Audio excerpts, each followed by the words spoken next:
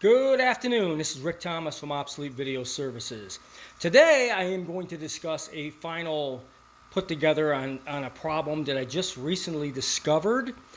I just did a previous video, maybe one video back, about a Panasonic Nv-3160.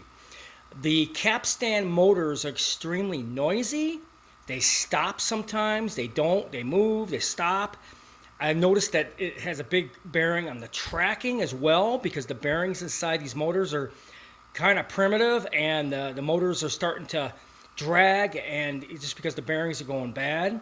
At the point I explained that I didn't know how to fix these motors, because first of all, the motor is very complicated. You can't get replacements for them. They're not available.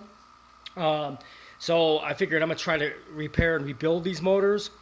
And so we actually came up with a solution by ordering new bearings. I was able to open up the motor and the Capstan motor, and was able to get that last bearing out. So I put in brand new bearings and got this thing buttoned up today. Man, what a difference. Holy crap, the playback is really, really good.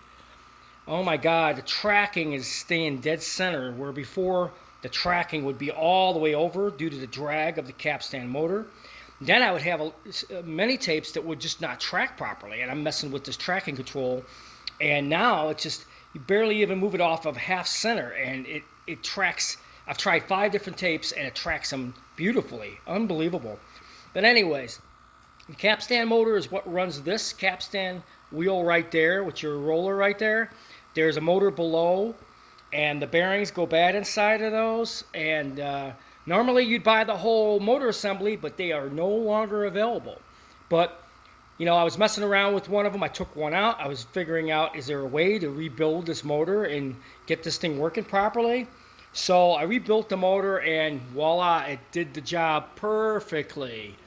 Yes, folks, you can get these machines back to how they were when they were new, but you have to identify the problem. And the problem isn't always easy to figure out. You know, like for instance, you know, these little bearings are so small. I don't know if you guys can see this. They are so small. But the problem was with the bearings that were inside this Capstan motor, they must have been either bored out at the edges, and they just weren't dragging, because they weren't spinning at all when I took them out. So we put some brand new ones in. So now that the motor could spin on its axis, you get the proper playback, which is fantastic on this thing.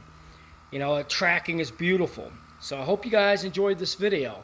Remember, people, you always can't stop learning. You always learn something every day. Hope you enjoyed this video.